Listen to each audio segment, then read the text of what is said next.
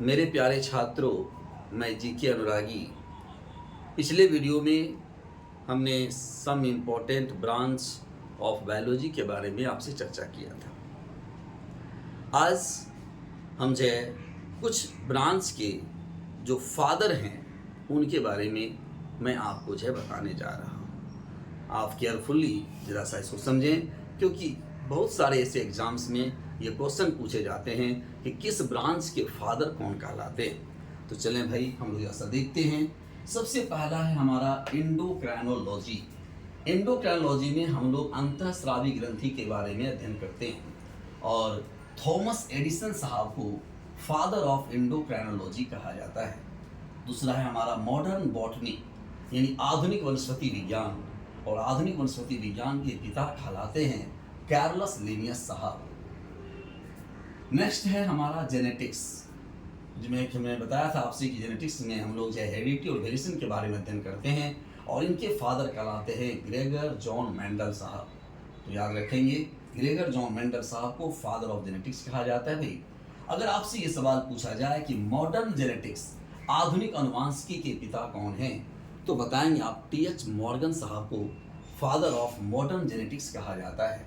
यदि सवाल ये हो कि भाई माइकोलॉजी, जिसमें कि हम लोग कवक विज्ञान के बारे में अध्ययन करते हैं, कवक के बारे में अध्ययन करते हैं, उनके फादर अगर पूछे जाएं तो याद रखेंगे माइकेली साहब को फादर ऑफ माइकोलॉजी कहा जाता है।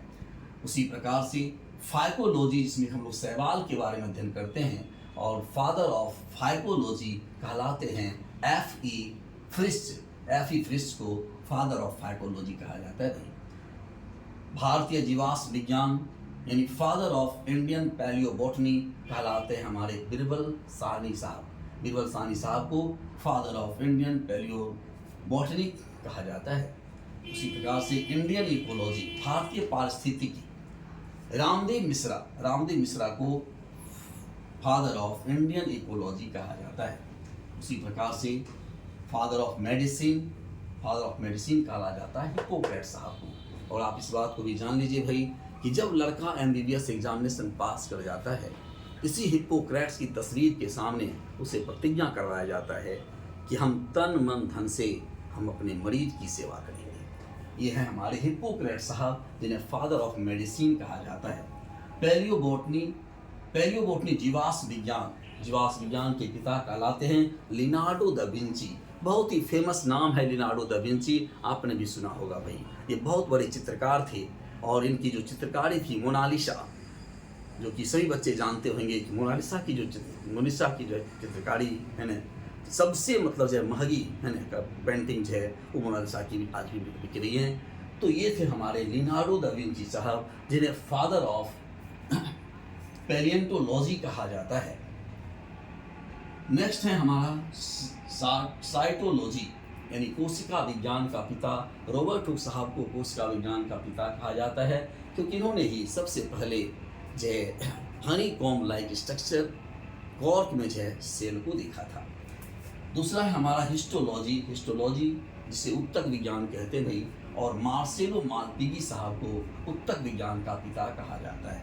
वैक्सीनेशन, एडवर्ड जेनर साहब को कहा जाता है, क्योंकि एडवर्ड जेनर साहब ने ही सबसे पहले स्मॉल पॉक्स के अगेंस्ट टीका तैयार किया था, इसलिए इन्हें फादर ऑफ वैक्सीनेशन कहा जाता है, यानी टीकाकरण विज्ञान का जनक कहलाता है एडवर्ड जेनर साहब। इंडियन ग्रीन रिवॉल्यूशन, भारतीय हरित क्रांति के जनक कहलाते हैं डॉक्टर एम.एस.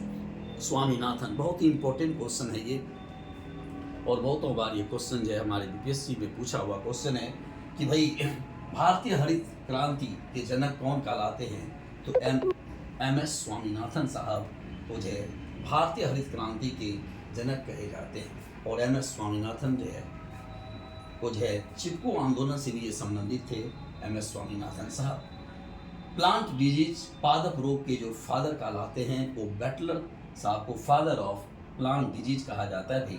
और टैक्सोनॉमी के फादर हैं कैरलस लिनियस साहब ने जो है सबसे पहले बायनोमियल नोमेनक्लेचर दिया था, जिसे कहते हैं द्विनाम पद्धति। और ये द्विनाम पद्धति ऐसी पद्धति थी जिसमें कि जीवों का नामकरण जो है में दो टर्म जो है उपयोग में लाया जाता था, है ना। एक होता था जीनस और दूसरा होता था स्पीसीज। और अपना नाम भी इन्होंने कैरोलस लिनस साहब ने उसी द्विनाम पद्धति के आधार पर रख लिया था भाई। तो ये थे हमारे कुछ इंपॉर्टेंट ब्रांच ऑफ बायोलॉजी और उनके रिलेटेड फादर। तो भाई आप लोग भाई सबसे पहले इसका जो स्क्रीन शॉट ले लीजिए, है ना, और अपने सभी दोस्तों से, है ना, इस वीडियो को लाइक करने बोलिए, सब्सक्राइब करने बोलिए, ताकि हमारा जो ये प्रयास है आप तक इन ज्ञान के भंडार को पहुंचाने का वो सफल हो। ठीक है, थैंक यू।